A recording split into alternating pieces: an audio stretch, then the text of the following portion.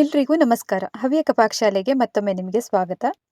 Vitamin C ಅನ್ನು ಹೇರಳವಾಗಿ ಹೊಂದಿರುವಂತಹ, ಕಬ್ಬಿಣಾಂಶವನ್ನು ಕೂಡ ಹೊಂದಿರುವಂತಹ, ಮತ್ತು ಇದು ಶುಗರ್ ಪೇಷಂಟ್ಗಳಿಗೆಲ್ಲ ಬಹಳನೇ ವರದಾನವಾಗಿರುವಂತಹ ನುಗ್ಗೆ ಸೊಪ್ಪಿನ ಚಟ್ನಿಯನ್ನು ಇವತ್ತು ಹೇಗೆ ಮಾಡೋದು ಅಂತ ನೋಡೋಣ. ಇದನ್ನು ಕಾಂಬಿನೇಷನ್ ಆಗಿ ಊಟದ ಜೊತೆಗಾದರೂ ಬಳಕೆ ಮಾಡ್ಕೊಳ್ಬೋದು, ಅಥವಾ ಚಪಾತಿ, ರೊಟ್ಟಿ ಇವೆಲ್ಲದರ ಜೊತೆಗೆ ಒಳ್ಳೆ ಸೂಪರ್ ಆಗಿರುತ್ತೆ. ಬನ್ನಿ ಹಾಗಾದರೆ ಮಾಡೋದು ಹೇಗೆ ಅಂತ ನೋಡೋಣ. ಇಲ್ಲಿ ಫ್ರೆಶ್ ಆಗಿರುವಂತಹ ನುಗ್ಗೆ ಸೊಪ್ಪನ್ನು ತಗೊಂಡು ಬಂದಿದ್ದೀನಿ. ಇದನ್ನು ಈ ಥರ ಬಿಡಿಸ್ಕೊಳ್ಳಿ.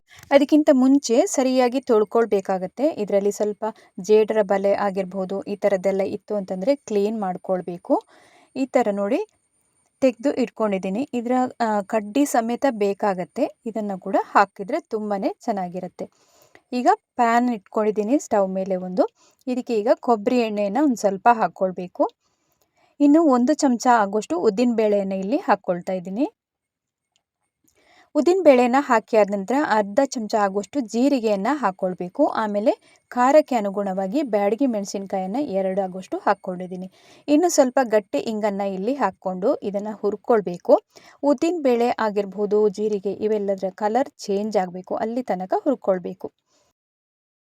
ಉದ್ದಿನಬೇಳೆ ಎಲ್ಲ ಸರಿಯಾಗಿ ಕಲರ್ ಚೇಂಜ್ ಆಯಿತು. ಆಮೇಲೆ ಜೀರಿಗೆ ಎಲ್ಲ ಚಟಪಟ ಅಂತ ಸಿಡಿದಾದ ನಂತರ ಇಲ್ಲಿ ಕರಿಬೇವನ್ನು ಹಾಕ್ಕೊಳ್ತಾ ಇದ್ದೀನಿ.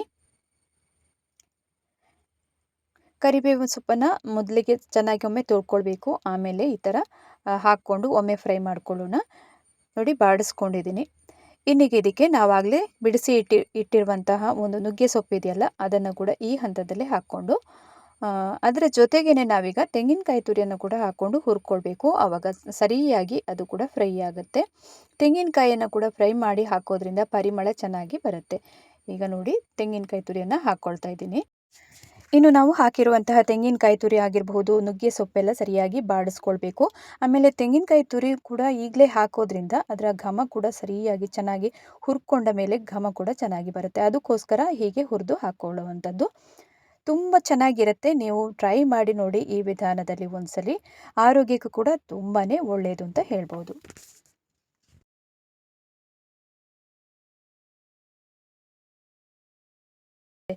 ಈಗ ಸರಿಯಾಗಿ ಹುರ್ಕೊಂಡಿದ್ದೀನಿ.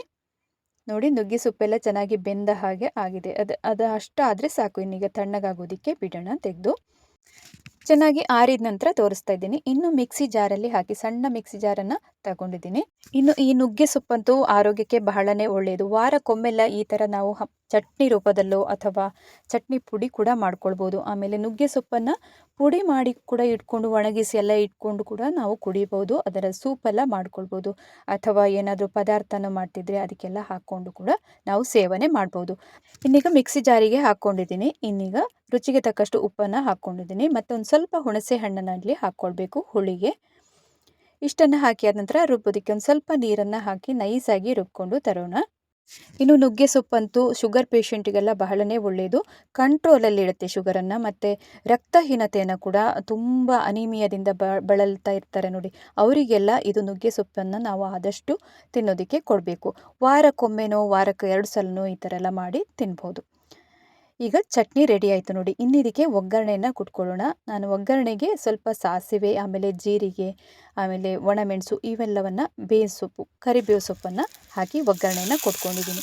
ಸೂಪರ್ ಡೂಪರ್ ಆಗಿರುವಂತಹ ಚಟ್ನಿ ಕೂಡ ರೆಡಿ ಆಯಿತು. ಇದನ್ನು ಇನ್ನು ಊಟದ ಜೊತೆಗೋ ಅಥವಾ ಚಪಾತಿ, ರೊಟ್ಟಿ ಇವೆಲ್ಲದರ ಜೊತೆಗೆ ತಿನ್ಬೋದು. ಇವತ್ತಿನ ಚಟ್ನಿ ರೆಸಿಪಿ ನಿಮಗೆಲ್ಲರಿಗೂ ತುಂಬಾ ಇಷ್ಟ ಆಗಿರ್ಬೋದಲ್ಲ. ಇಷ್ಟ ಆಗಿದ್ದಲ್ಲಿ ಹೊಸಬರು ಯಾರು ಚಾನಲನ್ನು ನೋಡ್ತಿದ್ರೆ ಸಬ್ಸ್ಕ್ರೈಬ್ ಮಾಡ್ಕೊಳ್ಳಿ. ಇನ್ನೊಂದು ರುಚಿಯೊಂದಿಗೆ ಮತ್ತೊಮ್ಮೆ ಸಿಗೋಣ.